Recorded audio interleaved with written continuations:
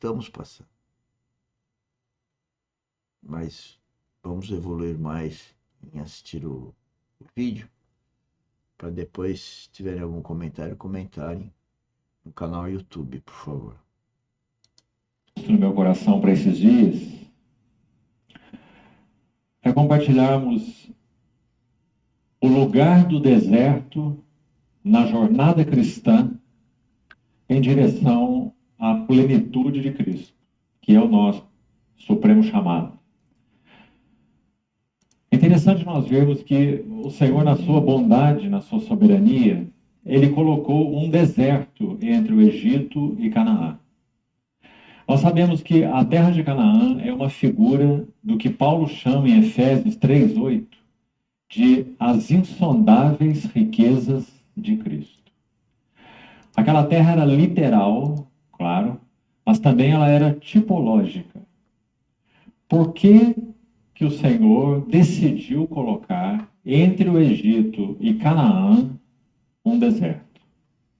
Talvez esse versículo que lemos em Oséias, em linhas bastante gerais, resumam todo o propósito do deserto. Então, mais uma vez, vamos olhar para ele. Oséias 2,14. A levarei para o deserto. Eu a atrairei e a levarei para o deserto. E lhe falarei ao coração. Essa é, de forma figurativa, o encontro de Cristo conosco. Ou ele já aconteceu, e aí nós estamos andando com ele, ou desejo a todos que venha acontecer e passemos a andar com ele. Então, em linhas gerais, esse é o propósito do deserto. Agora, hoje, como uma introdução para os outros dias que teremos juntos, com exceção de amanhã pela manhã, quando teremos um período particular de comunhão em torno de um outro tema específico, talvez mais voltado até para os irmãos aqui de Campinas. Mas, como uma introdução geral para os dias todos em que seguiremos essa linha e esse tema, o lugar do deserto na jornada cristã, chamemos assim, com vistas à plenitude de Cristo. Eu gostaria então hoje, todo o tempo que tivermos nessa noite, para colocar 4 notas. E quero procurar, com a ajuda do Senhor, ser o mais simples, direto e objetivo possível, para que fique algo nos nossos corações para levarmos diante do Senhor em oração e meditação séria. Porque creio que essas notas expõem muito do nosso coração. E como vimos nesse verso de Oséias, esse é o desejo do Senhor ao nos levar ao deserto. É nos falar ao coração. Então, primeiro um pouco dessa tipologia que já é conhecida dos irmãos, mas não vamos avançar sem isso. É muito claro na tipologia bíblica que o Egito é uma figura do mundo. E do mundo não religioso, coloquemos assim. O mundo como ele é. Babilônia tem um sentido diferente do Egito na tipologia bíblica. Babilônia tipifica o mundo religioso. Mas o Egito tipifica o mundo em geral, inclui o aspecto religioso. E sabemos muito bem, pela Bíblia, que também esse faraó da época, que depois dos juízos de Deus sobre o Egito e sobre os deuses do Egito, como também diz a Bíblia, cada praga daquela que foi enviada ao Egito era um juízo de Deus sobre os deuses do Egito. Muito interessante. Cada uma delas tinha um sentido particular que afetava um dos deuses que eram adorados no Egito. Então, por exemplo, quando tiveram aquela praga das trevas, eles adoravam o sol. Quando tiveram aquela praga dos piolhos, eles adoravam um ser que parecia um escaravelho. Quando tiveram a praga das rãs, eles adoravam um deus que tinha uma forma de rã. Então, os deuses do Egito foram todos afetados e julgados através daquelas pragas, conforme o Senhor ordenou. Então, não é apenas o juízo do Egito, é o juízo dos deuses do Egito. Nós sabemos o que é o mundo. O apóstolo Paulo diz que esse mundo ele caminha debaixo do príncipe da potestade do ar. E também fala sobre os principados e potestades deste mundo tenebroso. Quando o Senhor nos tirou daí, ele poderia...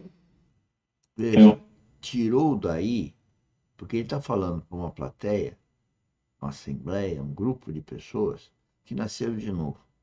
Nós aqui não estamos falando para uma assembleia, para um grupo de pessoas que nasceram de novo. Nesse universo que eu consigo atingir com as redes sociais, eu diria que apenas 5% pode entender, compreender, ou melhor, vir a participar da academia. Então, aqueles que passam por aqui e que não percebem isso, faz parte dos 95%. Por quê? Porque sempre foi assim. Jesus Cristo veio para falar do Evangelho, do que significa viver nele. Ele é a verdadeira vida, é a vida espiritual, é eterna. É vir a ter um corpo glorificado como ele mesmo teve, ou tem, após aquela morte e ressurreição.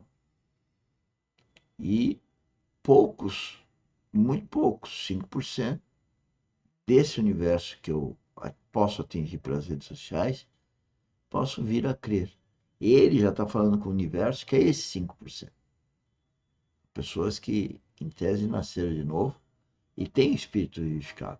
Então, é totalmente diferente as questões. O que nós estamos fazendo é pegando esse trabalho que foi dirigido por uma assembleia, pessoas que, em tese, nasceram de novo, têm espírito vivificado, e eu estou comentando aqui e conclamando para todos os meus amigos aí da rede social para que compartilhem e dêem oportunidade para as pessoas pararem e refletir para a vida espiritual.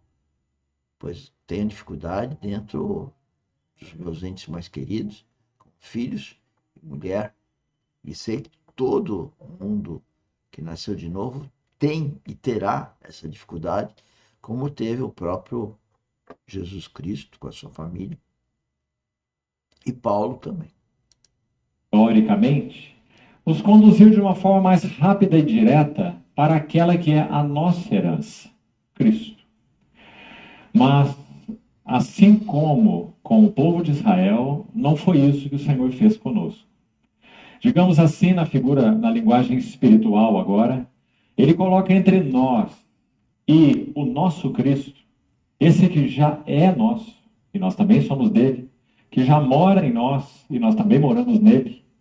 Mas a nossa história e experiência para atingirmos a plenitude de Cristo, então Deus estabeleceu que entre nós e ele, espiritualmente falando agora, haveria também, na linguagem de Deuteronômio, um grande e terrível deserto. Agora, a questão chave aqui é por quê? E como já falamos, talvez, em linhas bem gerais, esse verso de Oséias vai nos explicar. Porque o Senhor usará o deserto como o grande meio de treinamento de nossas vidas para conhecê-lo, amá-lo, servi-lo. E mais um ponto importantíssimo aqui: conhecer o que está em nosso coração. Agora, irmãos, nós lemos esse versículo, voltemos a ele, em Deuteronômio capítulo 8, e ele é um versículo extremamente curioso e precisa ser bem compreendido pelo seguinte. Abra de novo em Deuteronômio 8, 2. Veja o que diz a parte final. 8, 2. Para te provar e para saber o que estava no teu coração. O sujeito dessa frase aí é Deus. Ele é quem iria provar o seu povo e ele, digamos assim, queria saber o que estava no coração do povo. Agora, irmãos, nós cremos num Deus que é sabedor e conhecedor de todas as coisas. Deus não precisa de uma prova para conhecer algo. Ele criou todas as coisas, sabe como todas elas funcionam e conhece o fim antes do começo. Então, nosso Deus nunca é instruído por ninguém. Lembra quando Paulo diz quem foi o seu conselheiro? Quem primeiro deu a ele para que ele tenha que restituir? Quem conheceu os caminhos